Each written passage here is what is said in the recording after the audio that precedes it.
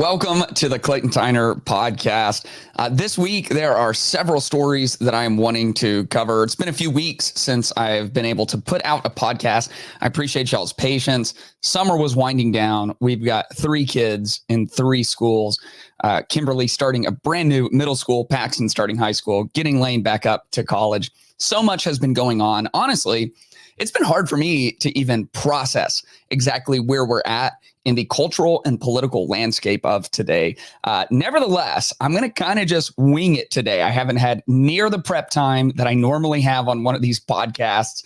I'm not going to have a whole bunch of lower thirds to put up or anything like that. But I still want to share some of my thoughts about what is going on. Again, a little more just winging it, okay? Wow. And I hope it's still helpful to you. The Clayton Tyner podcast was started. I'm a pastor here in San Antonio, and I just want to look at things going on in the culture and help us have a biblical perspective on it, a Christian perspective on it. How do we think about these things? At least, how do I think about these things? And then you can follow along, agree or disagree in the comments. If you want to really help the channel continue to grow, like, comment, right? That feeds the algorithm. The biggest thing you can do is subscribe to youtube.com/Clayton Tyner. That's TYNER.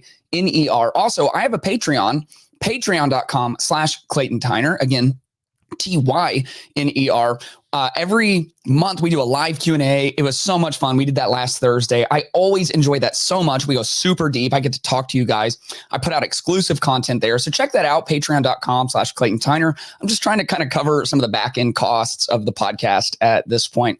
So again, this is going to be a little bit different, a little less prepared. Maybe it'll even be better. I doubt it, but maybe. So I'm just going to kind of be winging it a little bit today. But man, there are some really important things going on. I think we need to think through them together. I'm going to be processing some of this in real time. So without further ado, let's get into today's show.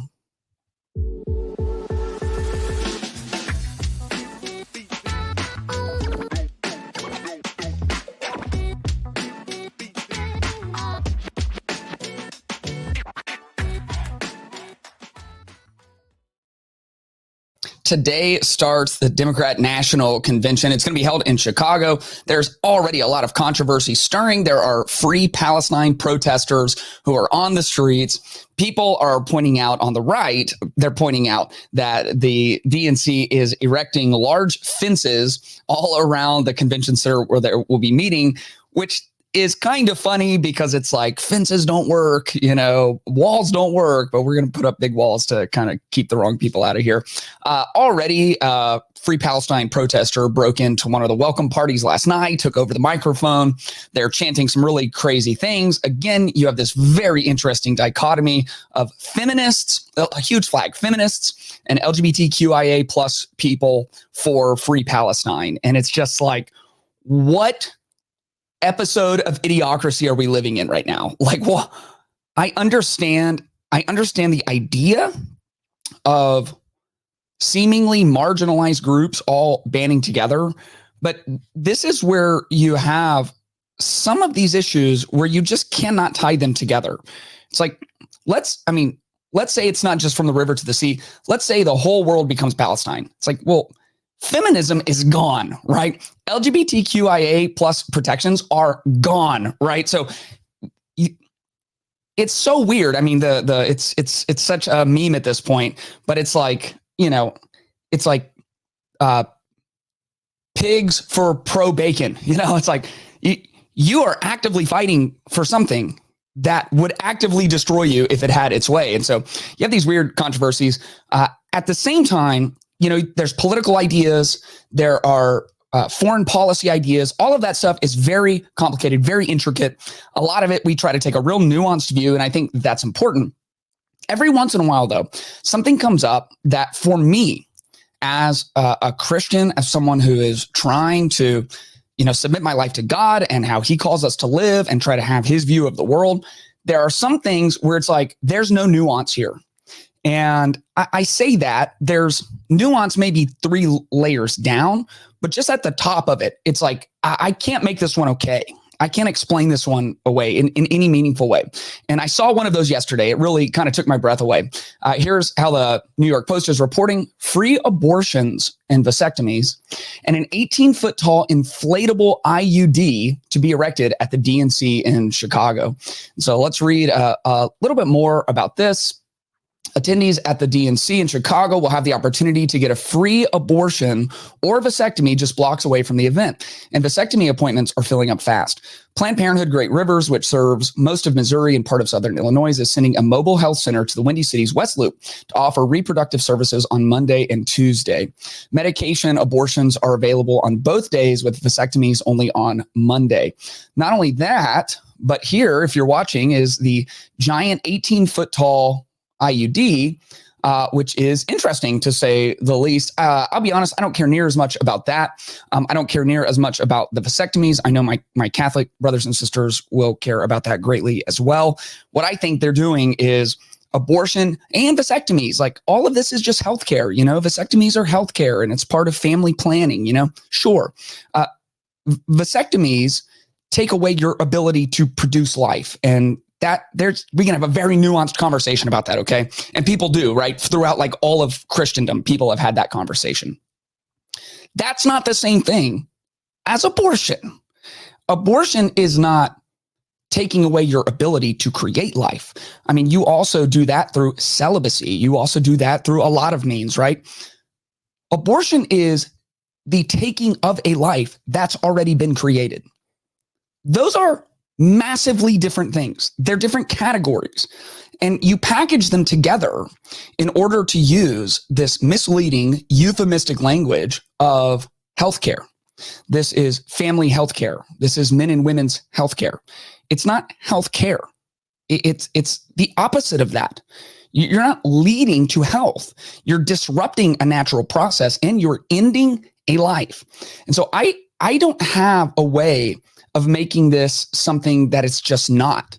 And, you go to all the different levels, and I get really frustrated. And I talk a lot on here about, like, everyone has their political opinions. And typically the right side of the political aisle is seen as the Christian side, the evangelical side. The old joke was GOP, the grand old party, stood for God's only party, right? So those jokes aren't helpful. There are people who honestly just may not be very politically involved. They may not really understand the issues well. And they grew up, typically, you end up voting the way your parents did. Their parents were Democrats. They become Democrats. They love the Lord. They've given their life to Jesus. They serve in their local church. I lead a church, Meta Church, that's very diverse along every line, including politically. And so you go in and you try to find nuance, and you have the conversations, and how do you best help people? And Republicans and Democrats have kind of held both sides of the tension of, the Republicans kind of more like, people need autonomy and we need to give them their liberty, and they got to be able to fail, and we got to let people fail so they'll learn their lesson. And the left seems a little bit more like, let's give as many handouts as we can, and let's have more social programs and more government, bigger government, and the right's like smaller government. All of that is just conversations to have, and it's part of a functioning society to have those debates and have those conversations. But then every once in a while, there is an issue like this. And when it comes to the issue of life, that is the guaranteed right of all people that guarantees all other rights. If you can't guarantee the right to life, you can't guarantee the right to liberty. You can't guarantee a pursuit of happiness. And we live in a country that started with the idea, a very uniquely Judeo-Christian idea, that we're endowed by our Creator, not by our government, not by any external entity, but by a transcendent entity, endowed by our Creator with unalienable rights, including life, liberty, and the pursuit of happiness. And those are concentric rights. If you have life, then you can have liberty. If you have liberty, then you can pursue happiness. And when you have murder taking place, 60 million plus murders in the last 60 years, it's like, okay, I can go down a few layers to find nuance. And that's what I've done when I've preached on it. People who are pro-choice, in the best case scenario, are fighting for the rights of the liberty of women. And I think that's a worthy fight. And women have, throughout all the way back to ancient history, been oppressed in some significant ways. And so it's worth keeping an eye on that, fighting for it. On the pro-life side, they're fighting for the life of unborn babies. And so the question really comes down to, which one of those do we put in precedent over the other? The liberty of certain women or the life of unborn children?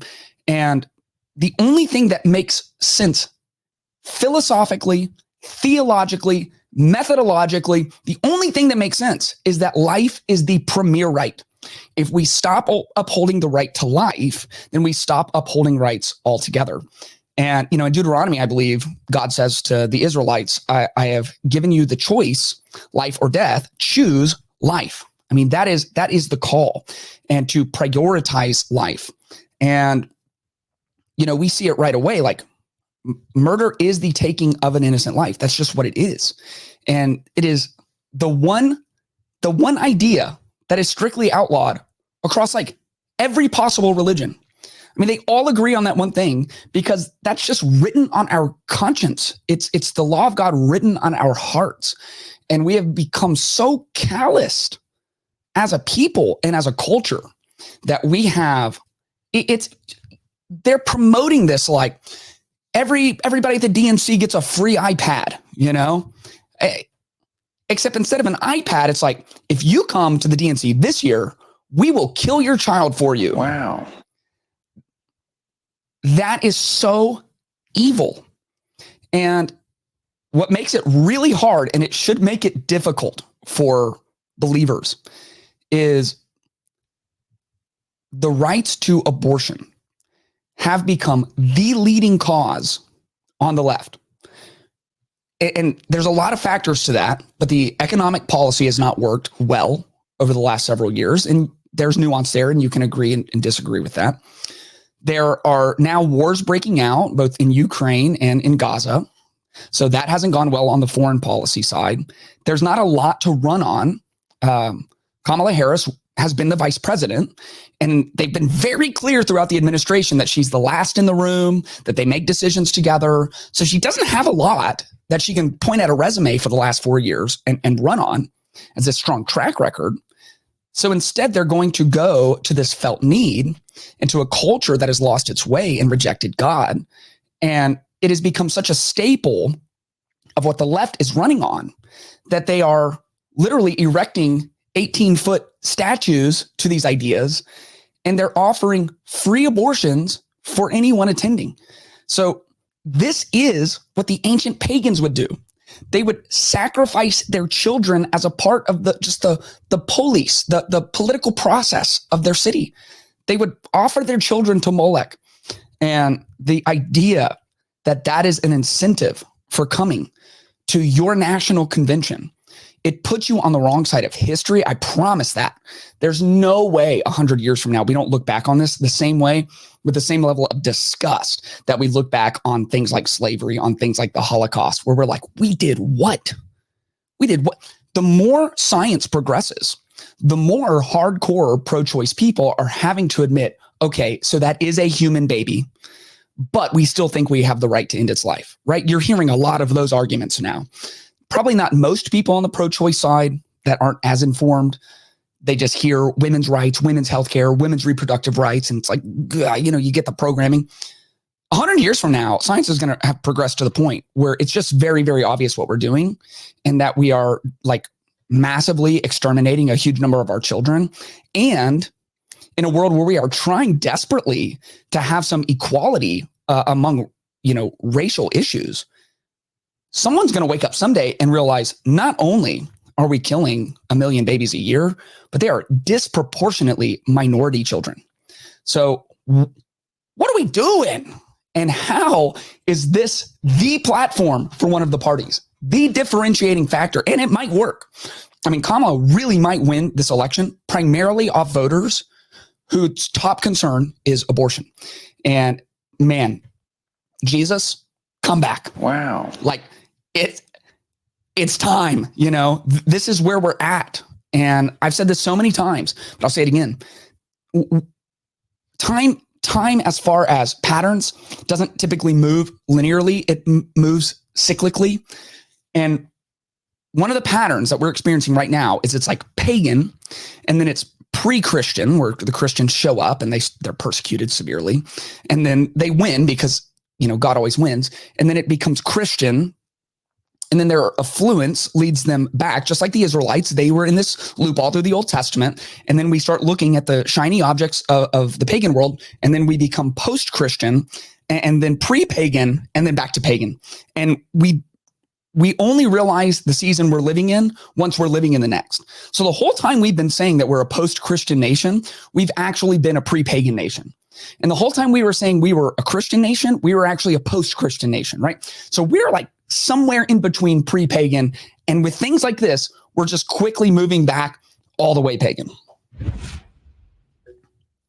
So Kamala Harris she is moving and shaking. She's having huge rallies. The one thing she's not doing is sitting down in any interviews and taking any hostile questions, not hostile, like, degrading her or dressing her down, just like hostile, like, let me poke holes in your policy positions. The other thing she hasn't done much of is present policy positions. However, she has finally released her economic plans, and her economic plans, for anyone who has read any amount of history, are somewhat shocking that they could even possibly be real. Here's from the Washington Post. The most striking proposals, here's the paragraph where it finally gets specific, were for the elimination of medical debt for millions of Americans, the first ever ban on price gouging for groceries and food, a cap on prescription drug costs, a $25,000 subsidy for first-time homebuyers, and a child tax credit that would provide $6,000 per child to families for the first year of the baby's life. So let me go through that again. There would be elimination of medical debt for millions of Americans. So that's probably hundreds of millions of dollars, if not billions of dollars. And remember, when you erase debt, it does not just disappear, right? Someone has to pay for that. Like the debt is owed. So you can't just wipe it off of a ledger. This isn't magic. Like the economy isn't magic. It's not run on wishes. It's not run on fairy dust. Okay. Wow. The money will come from something at some point, right? So elimination of medical debt, probably in the billions of dollars. The first ever ban on price gouging for groceries. So this is price fixing, and on groceries, specifically groceries and food, which typically have a profit margin of about 1% to 2%. So, in a really great business model, you have like 20% profit margins.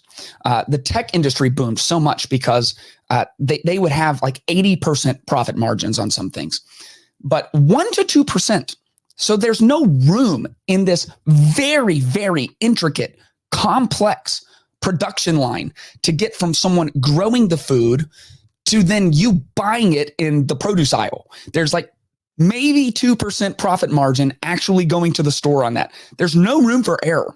Also, it's taken a long time to figure out how to get from the field to the produce aisle. And the one thing we know for sure is if you want someone to take over a system and absolutely screw it up into oblivion, then let the government do it. So they're going to take it over. They're going to fix these prices, price gouging. And this is like, they have just parachuted so much money into the economy. They have just like t-shirt cannon at an NBA game money all throughout the country. And that you'll never guess, that leads to inflation. So then, because of inflation, the prices have to go up. And so the people who just rocket launched money into the economy, causing the inflation, are now looking at grocery stores who have a 2% profit margin and are going to make them lower their costs and get up on stage at rallies and go, prices are just too high. I mean, how did this even happen? I don't know why prices are so high, but you know what? We're going to make the people who are suffering from it now have to lower their costs, and probably bankrupt their industry. Vote for me. Wow. Elimination of medical debt, billions of dollars. First ever ban on price gouging for groceries and food. A cap on prescription drug costs. Now, I don't like price fixing because I've read a history book. Wow. But there are real problems with big pharma. So let's not pretend that's not. This is the least intellectual way to go about this. There's a reality that we are like the only country who doesn't really negotiate for our prescription drug costs. And maybe you know the reasons for that, and you can tell me in the comments. So everyone else gets their prescription drugs way cheaper, and then we pay the brunt of it, right? This is the same thing that was happening with a lot of the security things like NATO. You know, we were paying the bulk of it. And so we could just negotiate some of these things and lower the costs without having to take these more totalitarian, communistic price-fixing measures. A $25,000 subsidy for first-time home buyers, which everyone has rightly pointed out. Any realtor worth their salt, if you've ever sold a home, the question they're going to ask is, how much can I possibly get for this home? This home was an investment. I spent a lot of money in it. I did a lot of upkeep. I did a lot of renovation. I want to get the maximum dollar amount I can when I sell this home. And now you're just going to go, well, let's put it $25,000 higher. Because some percentage of buyers are going to come in and just get that $25,000 anyway. And then a child tax credit that would provide $6,000 per child to families for the first year of a baby's life. This one, again, if we weren't already just absolutely fire hosing money onto every plane of America, then sure, you know, I like the idea, and you've seen this done well in some other countries. I believe in Honduras, where they are very actively incentivizing people to have children. The reality is America is below replacement rate. And so people run on incentives. If this is an incentive that helps with that issue, then maybe we could have that conversation. The problem is it comes on the back of so much other money, more money coming in, debts being wiped out, right? And then prices being fixed. And before you think I'm just like off my rocker and, you know, crazy and the only person who doesn't think this is going to work, even CNN, who has been running coverage for the Harris-Walz campaign every second of the day, right? Talking about the joy of the campaign or whatever. Even they are like, I'm not so sure that this is a great idea. Let's take a look at this. Catherine, I read your piece and I heard you just mention it. The federal ban on price gouging for groceries. You are skeptical of this. Why? Well, first of all, nobody can explain what price gouging means. It's like that old line about pornography. I know it when I see it, in the sense that what does it mean to have an excessive price or an excessive profit margin? That seems to be shorthand for a price or a profit margin that bugs me. That seems too high.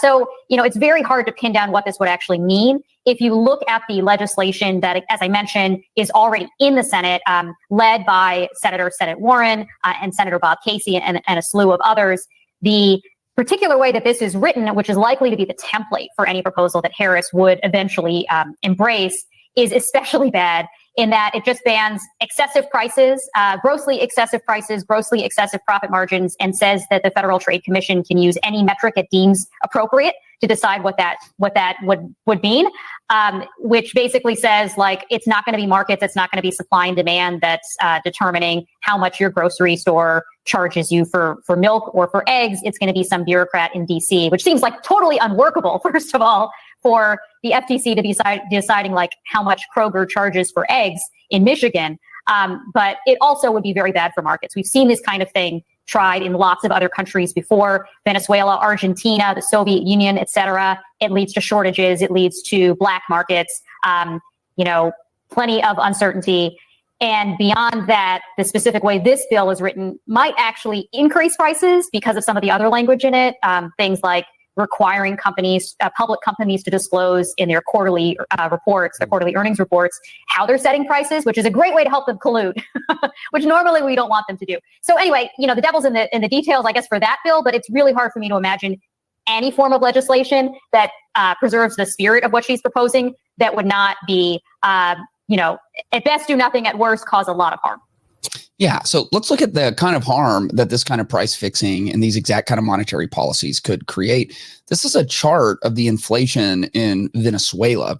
You can see that when Chavez was elected, that even his policies started creating significant. I mean, you're looking at 40% there. Then you have Maduro elected, and look at, if you're not on YouTube, come to youtube.com/Clayton Tyner. Look at this chart, dude. Like, this chart is an anomaly in the world of charts, right? If you made a chart about charts, this chart would stand out on that chart. So, like, these kind of price fixing is why people in Venezuela, so much money pumped in the economy, price fixing going on, black markets being created, collusion across the private sector. This is why people were walking around with wheelbarrows full of money, right? Because an apple was $17,000 now. The inflation went up by hundreds and hundreds of percentages. And that is the fiscal policy that we're talking about here. Like she mentioned, we saw this in the Soviet Union. We've seen this throughout history. And this is the danger of a world where we are so glued to smartphones. We are so glued to social media. We spend so much of our brain power just on narcissistic self-pursuits. The guy says, who's speaking into a camera right now, I understand, irony. Wow. However, you gotta read some books, read some history, because anyone who has read history should hear the words coming out of Kamala Harris's mouth about what she's going to do with an already inflationary economy and go, whatever we're going to do, it can't be that. Whatever we're going to do, it's got to be opposite, right? Because this is a recipe for absolute unmitigated disaster. And you might like all of Kamala Harris's other talking points about other things, right? You may just really hate Donald Trump. And I get that as well. You know, he's a very brash guy. He's got a tough history. There's also been significant push from almost every direction in culture that he's the worst guy. He's Orange Hitler. He's all these things. Maybe you hate him. This is concerning. This should trouble you, right? Our first segment, which is free abortions at the DNC. If you are a Christian, that's got to bother you. If you're a Christian who is a little more progressive on the abortion issue, right? Which I think you should really search scripture, because that's just seemed like, in the political realm of things, to me, it's not a political issue. To me, it's an issue of life. It's like 10 commandments, right? It's like, is it murder, right? So, however, maybe you're like a little more progressive and you're a safe, legal, and rare kind of. This isn't safe, legal, and rare. This is one of the perks of going to the national convention. So that should be an issue. This should be an issue.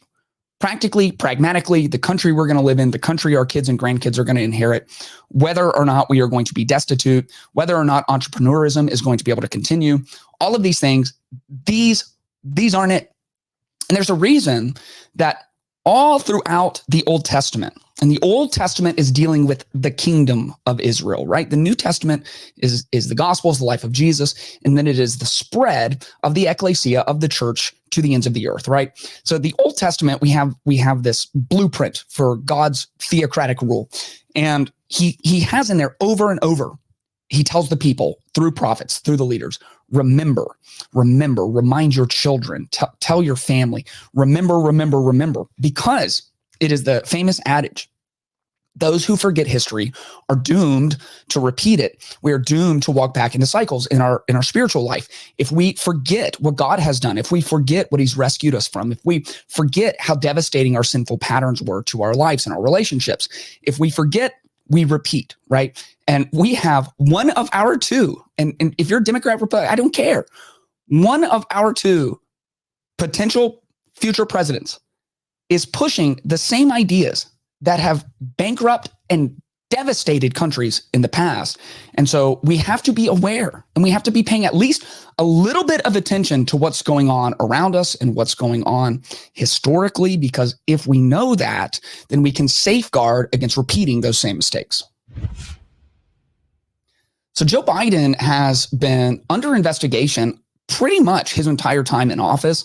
I kind of wonder if this is just going to be how things go now. You know, Trump was in office his entire 4 years. He was under investigation for Russia collusion. Ultimately, the report came out. They couldn't find any direct ties. However, it really tarnished his legacy. There's a lot of people who still believe that there was Russian collusion just because it was in the 24-hour news cycle all of the time. Now, Biden has come in pretty much from day one. He has been under investigation for his family through Hunter Biden, kind of as the bag man, going around the world, making lots of money. A lot of the Bidens are worth millions of dollars. How do you do that when you've only been in public office for the last 50 years? People have questions about that. So maybe when you become president, you just know that the House or the Senate is going to investigate you the entire time that you're there. And I'll be completely transparent. I don't hate that. Wow. You know, there is a biblical model for leadership, and the biblical prescription is to be above reproach. This is what Paul told Titus and Timothy, these young preachers. He said, you are to be above reproach. And above reproach can be defined as being bulletproof to accusation.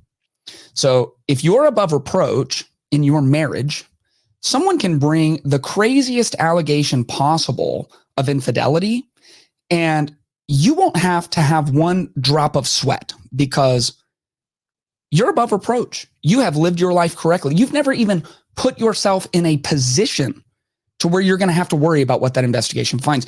There's not going to be one single DM, one single text thread to someone of the opposite sex that you're going to have to be worried about because you're just above reproach. That's how you live your life. Financially, you know, if you're running a company, if you're running a country, there's going to be zero embezzlement. You're going to be able to account for everything. You're not going to have misused funds. You're not going to have taken corporate money for your own gain. There's just going to be nothing. And above reproach is like, here's all of it. Here's all the information. Here's all my texts. Here's my computer. Here's everything. Here's the key to my house. Here's my car. Here's the name and numbers to everybody I've ever known. Call all of them because, dude, I'm above reproach. And so we should want presidents who are above reproach. And part of being above reproach is not being scared of investigation, because if anything, a very thorough investigation is just going to prove how squeaky clean you actually are. Now, the problem, of course, is almost no one gets to the heights of power in politics while remaining squeaky clean. And so one of the differences is that Donald Trump was not a politician. He was a not squeaky clean businessman, and everybody kind of knew about it. And they knew about his failed ventures, and they knew about Trump University, and they knew that he presented himself as a womanizer, and he'd been married a ton of times, and he had cheated on his wives, and that he was very brash, and his whole thing was firing people and humiliating them, and he made disparaging remarks about women, and it was just all out there, right? And I've said the whole time, it's like, you want to know my opinion about the election? It sucks, right? My opinion is there no one else? There's no one else in the whole country. Our best options are Joe Biden, Kamala Harris, who her DNC is free abortions and her economic plan is Maduro 2.0, and Trump, who he's got, you know, kind of a messianic following at this point for some on the right. I think the majority of Americans are kind of like, ooh, like, is it over? Are we done?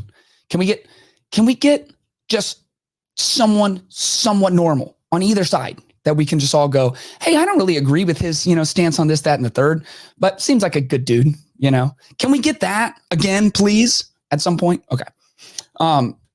So now, very recently, like yesterday, it came out that the House Oversight Committee has found that Biden is guilty in their eyes of impeachable offenses. All right, let's look at the story. Impeachable conduct, long-awaited House GOP report finds Biden defrauded the U.S. to enrich his family. A months-long Republican-led investigation into President Joe Biden's influence on his family's business dealings found that the president engaged in impeachable conduct, abused his office, and defrauded the United States to enrich his family. A 292-page congressional report alleged. The report, which was released Monday and prepared by the House Oversight Committee, House Judiciary Committee, and House Ways and Means Committee, said there is overwhelming evidence that Biden took part in his family's foreign business dealings by using his public office to enrich his family. The report report further alleged that Biden family and its associates were paid more than $27 million by foreign individuals or entities since 2014. As vice president, President Biden actively participated in his conspiracy by, among other things, attending dinners with families' foreign business partners and speaking to them by phone, often when being placed on speakerphone by Hunter Biden. It adds, foreign money was transmitted to the Biden family through complicated financial transactions. The Biden family laundered funds through intermediate entities and broke up large transactions into numerous smaller transactions. In 2014, then Vice President Biden attended a dinner with Russian oligarch Yelena Baturina. Following the dinner, Baturina wired $3.5 million to Hunter Biden's firm, Rosemont Seneca Thornton. As revealed by records on Hunter Biden's laptop, Biden also met with Hunter's business associates from Ukraine, Russia, and Kazakhstan while he was vice president in 2015. So this is looking really, really bad. And when the illusion of Biden's cognitive ability was still there, this would have been really bad. But now this is devastating for him. Wow. It appears that they are looking for a reason to throw Joe Biden off the bridge already. I mean, basically, Nancy Pelosi has come out and said, yeah, I didn't think he could do it. And so I did what I had to do. And it's been widely reported that Barack Obama was in on his ouster from the nomination, that Biden is really hurt because Obama wouldn't talk to him directly about it. He kind of went around him. There are reports that they might have pulled the 25th Amendment card and held that over his head to get him to drop the nomination. All of this is really, really ugly. And they leveraged Joe, knowing he was in the throes of senility, thinking they could ride this, broken three-leg horse to victory. And then when he no longer suited their needs post the CNN debate with Trump, Pelosi and Obama and Harris and Schumer, they all took him out behind the barn, right? So, somehow, it's just kind of a rule of mine. I typically don't feel bad for politicians, especially when they have engaged in such far-flung lies and corruption. They've got me feeling bad for Joe, I mean, everyone believed in him until they didn't. And now he's kind of a useful pawn for them. And possibly the best thing that could happen is for the Republican-led House of Representatives to impeach him and take him out.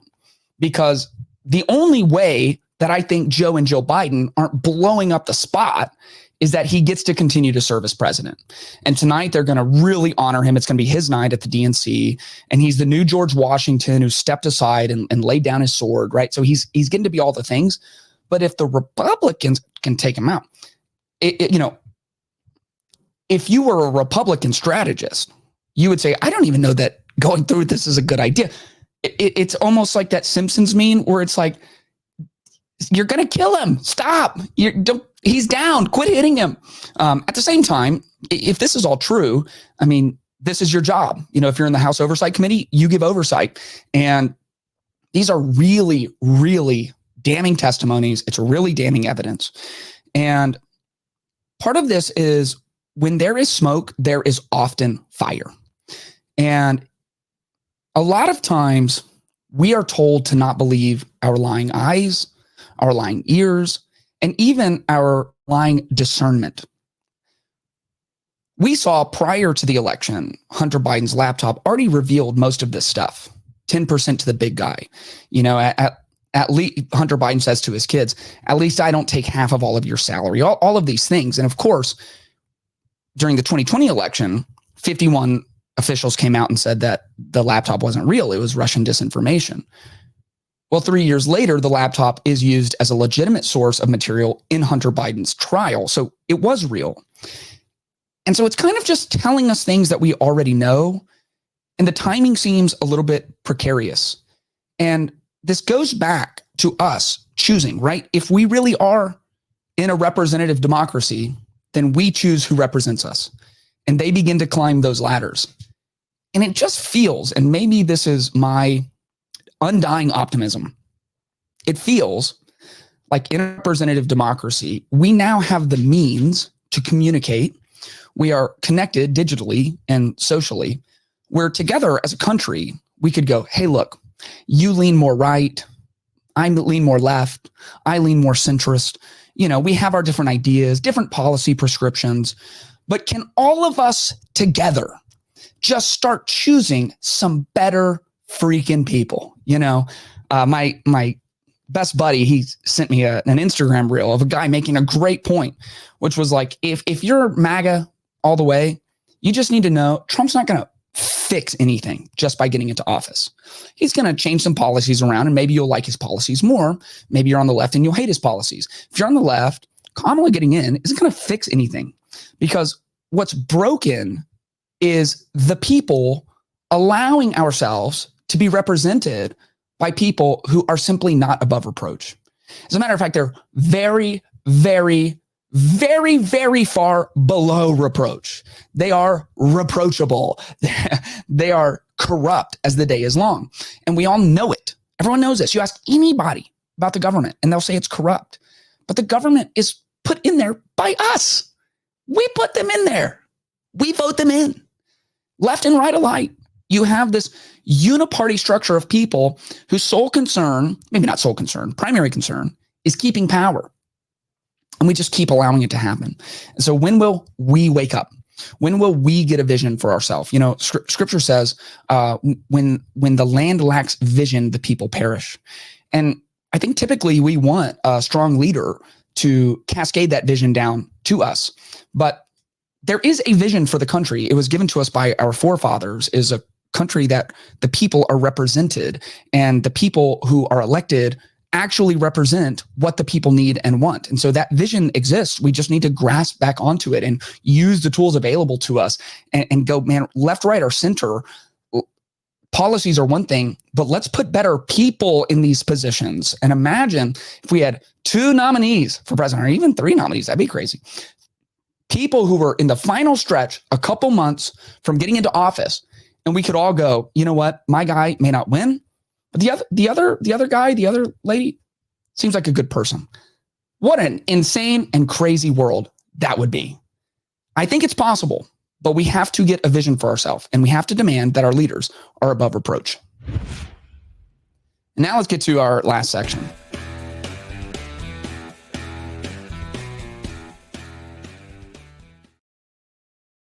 In our last section, we are going to look at Candace Owens and her latest trajectory, which for many is very exciting, and for others, including myself, is quite concerning. So Candace has always been a just absolute lightning rod. Controversy has followed her everywhere she's gone.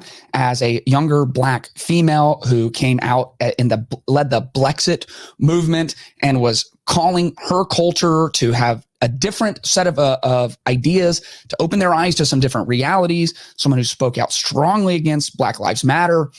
Then she was picked up by the Daily Wire. She had a big career there, although short-lived. And then she was kind of unceremoniously fired. That created massive controversy because, at least in the Twitter world, the idea was she was being fired for anti-Semitic remarks. And of course, Ben Shapiro is one of the founders of the Daily Wire. He holds a lot of power there, and he is, in fact, Jewish, so Orthodox Jewish. So all of this created a lot of controversy, and Candace came out and said, of course, I'm not being anti-Semitic. I'm just asking questions, and I'm just curious. And I did a segment back when this all came out about her posting consistently Christ is King, which of course is just factually true. Not only is he king, he is the king of all the kings. He is the Lord of the universe. He is the God of creation, right? He's the savior of the world. So one day every knee will bow and every tongue will confess that Jesus Christ is Lord to the glory of God the Father. As a Christian, that is essential to my faith. At the same time, taking a phrase like Christ is King, which a lot of people in the Groyper community, a lot of people like Nick Fuentes, who is a famous anti-Semite, who sells merch that says Christ is King, use that as a way to disparage people who are Jewish, or at least practice Judaism, and to draw contrast. And that comes strikingly close to taking the Lord's name in vain. if you are using it as an insult. And so I put out that segment, and a lot of people were on Candace's side, and I can't know her heart and I can't know her intention. And maybe I didn't do this well back then. I do try in my everyday life to believe the best until I have really compelling evidence to assume the worst. And I think Candace is getting really close to giving me that evidence to start assuming some of the worst. And so she went very viral for this video that we will look at together. Many moons ago, before they decided to establish Israel as a country, I know you've read like the short version in the classroom, and it was like, oh, the Holocaust happened, and then we realized that Israel needs a state. No, that's not how it went down. That's not how it went down at the F all, okay? Catholics and Christians were going missing on Passover, and then they would find bodies, okay, across Europe, and they were able to trace them back to Jews. Blood libel. There weren't Jews, okay? These were Frankists. And so just like Leo Frank killed Mary Fagan on Passover back in 1913 or 1914, I can't remember the exact dates, he did it during Passover for a reason, this Frankist cult, which is masquerading behind Jews, still participates in this shit to this day, okay? Why would you want, as a small nation that is the size of New Jersey, okay, why would you want the pedophiles to flee there? Like, why would you want the pedophiles to be procreating? Unless the nation of Israel may have been established by some Frankists. And it's looking like Theodore Herzl's family was from the exact same area in Moravia and in Bohemia where the Frankist cult was founded. Crazy when you get into his family, that like maybe Theodore Herzl, who wrote in a book that he didn't care how many Jews had to die for him to get to the state of Israel, like maybe he was not actually a Torah worshiping Jew. Like, I don't know. I'm just throwing out some ideas here. And by throwing out some ideas, I mean, I've read a ton of books and I figured it out. Okay. I am just like so over the idea that Israel is our ally. And if another person says that stupid statement, I'm going to personally punch you in the face. Okay. So,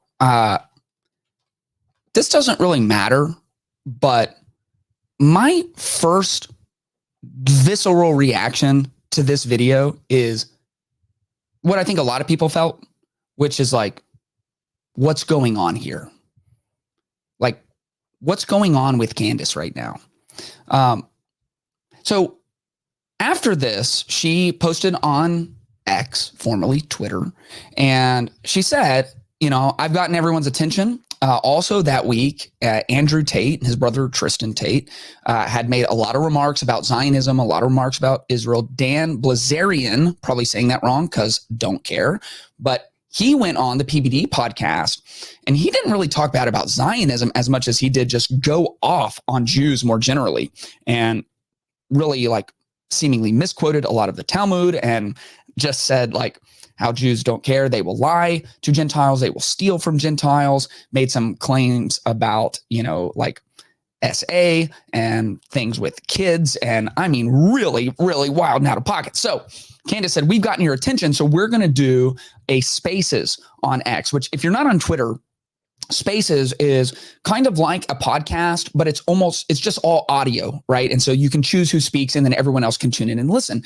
Over 1 million people tuned into the space. I listened to it after the fact. They had one Zionist on there to defend his positions and not a strong Zionist at that, but a guy, Andrew Meyer, who was there nonetheless. Now, part of what you just learn, like you hopefully learn this from your parents or a coach or a youth leader or some, like when you're young, somebody should tell you that you can begin to decide who someone is by the company that they keep. Like the people they surround themselves with are going to inform you about something. I got to be careful about fully jumping to conclusions, right? But it's like the people that are going to be in your corner, you should pay attention to that. If you're really pushing a narrative, you should pay attention to the people who come and embrace you. Candace Owens should pay attention to how Nick Fuentes has embraced her.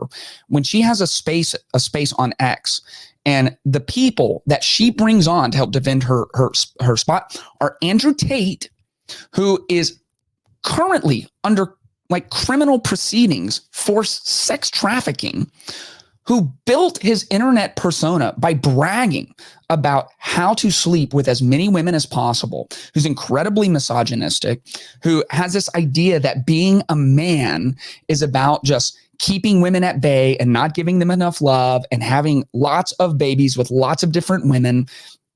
This guy who said he runs an online university where you can get a PhD, which is a pimpin' hose degree. And he'll tell you how to make girls fall in love with you and then work on a webcam where you pay them a penny off of every dollar and you get really rich, right? So this is the quality of guy.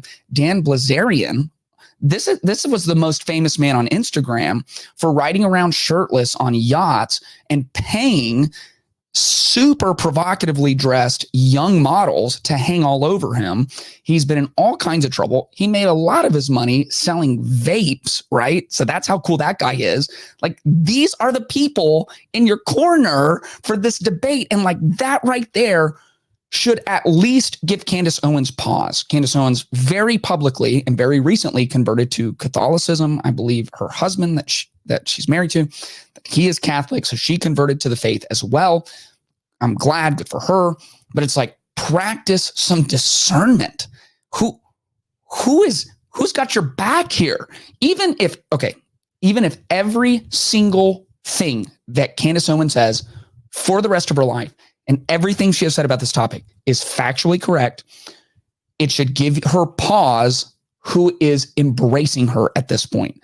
That's wild. It doesn't discredit every point. Okay, I want to say that carefully. That's called the genetic fallacy, which is assuming something is wrong because of who said it, right? Anybody can be right about something. You just have to look at it based on the facts.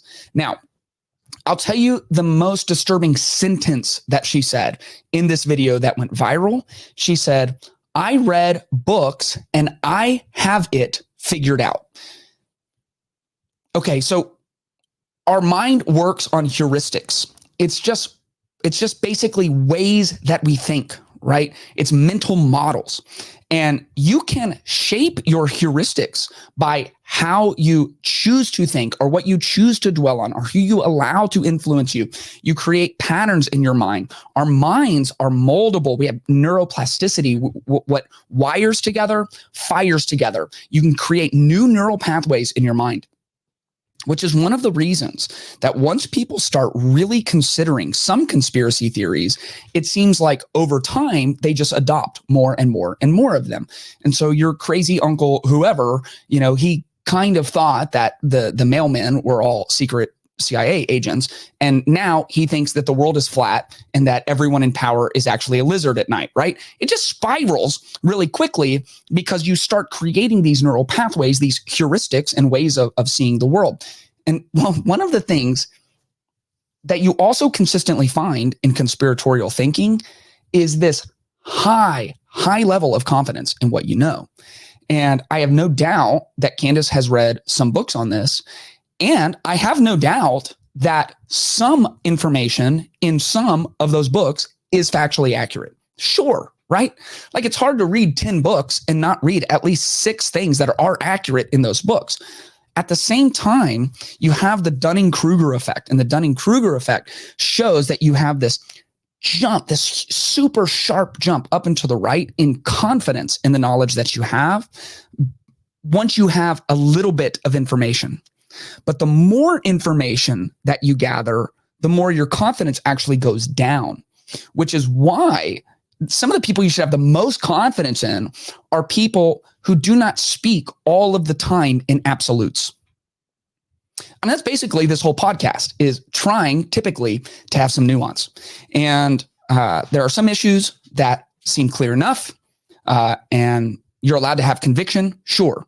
But conviction is formed over time and with enough evidence. And so, for example, Candace is like, the state of Israel was started by a cabal of these people who are running the world, and they have undue influence, and their practices in the Talmud, according to Dan and Andrew, are, filth and this and that and the other. It's like, okay, so there's this big conspiracy and you are absolutely sure about it.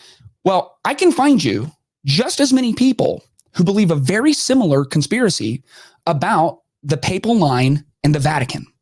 I mean, there are people who genuinely, they have read some books and they know what's happening. I've read some books and I have figured it out. The popes are all lizard people, and the Vatican is hiding the UFOs, and they're creating the global currency, and the Antichrist is coming from there, and I've got it all figured out. There's just as many of those people, and there's just as many flat earthers, and your whole world begins to revolve around that, and you begin to create these neural pathways. And here's the real problem, especially for Candace as she is beginning her journey into Catholicism. I am not a Catholic, but I am a Christian. And my Christianity is my identity. My identity is found in Christ. And so I go to the New Testament, and what I see as the biggest issue here with Candace, because look, some of her points may be correct. I'm not going to pretend I know every single thing she's talking about, right? I'm looking at patterns here, and I'm seeing all these people, Candace and Andrew and Dan, who are like, we're so brave. No one's as brave as us. We're so brave that we're going to repeat the same conspiratorial talking points about the Jews that people have been saying for 400 years. Like, we're going to just say the same things about the Jews that they were saying in Germany in the 40s. We're so brave. It's like, you're not, dude. You're not brave. We're just podcasters, right? You're not brave. And so the real issue is over and over and over, we are called to set our minds on things above. Over and over, we are called to live as citizens of heaven. We are called to live as aliens to this world. In other words, our home is not the 80 years that we get here on planet Earth, and the 80 years that we get on planet Earth are meant for investment into our eternal life. So that is the correct orientation for us to live as Christians. And so, yeah, for non-Christians, I believe something crazy, right? I believe there is a God of the universe, and he came down in the form of Jesus Christ, and he lived a perfect life.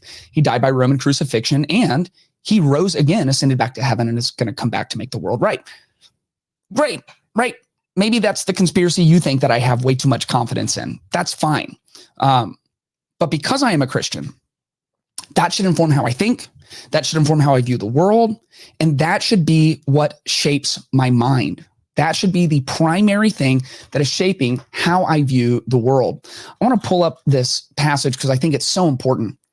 It says, let me pull it up here so you can see it. It's Romans 12. Therefore, brothers and sisters, in view of the mercies of God, I urge you to present your bodies as a living sacrifice, holy and pleasing to God. This is your true worship. Those two words in the Greek, they really imply this is the only way of living that makes sense. So presenting yourself as a living sacrifice is the only way, in view of what God has done. It's the only thing that makes sense. Verse 2 is really what I want to look at. Do not be conformed to this age, but be transformed by the renewing of your mind, so that you may discern what is the good, pleasing, and perfect will of God. The renewing of your mind. Our heuristics matter. Our patterns of thought matter. Our neural pathways matter. So how are we thinking? And what are we consuming ourselves with? And are we stuck on the things we believe on the peak of the Dunning-Krueger effect, what a lot of people have called Mount Stupid? You're all the way up here. You've got a little bit of information. You've read a couple of books and you think you have all of it figured out. Keep reading and read a variety of sources and ground yourself in reality and hold your life and organize yourself with some level of humility that you don't have it all figured out. And the conspiracy theory that you have clung to today has three opposite conspiracy theories pointing back at you that an equal number of people also hold. And so hold it with some level of humility and be very, very careful to set your mind on things above, to dwell on what is good and just and holy and pleasing and has moral excellence. And the kind of language, and Candace knows this, the kind of language and rhetoric that she is using, she knows the damage that it has done.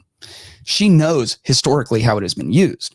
And so if there are facts inside of what she is saying that she wants to present, she should present them and present them in humility. But to tie it to these kind of conspiracies, I think is highly dangerous. And I think it will lead, if she is not able to break this pattern, to more and more conspiratorial type thinking. And Candace is too smart. She's too important of a voice, and she has too much influence to continue down that path. This has been episode 68 of the Clayton Tyner podcast. I want to remind you to like, to comment on this, tell me all the reasons that I'm wrong. disagree with me on everything, set me straight. I'd love for you to in the comments. Also, go over to patreon.com/Clayton Tyner and get signed up to be a Patreon, support the podcast, join the live Q&A once a month. I'm going to get back to doing these consistently. I love you guys. I'll see you next week.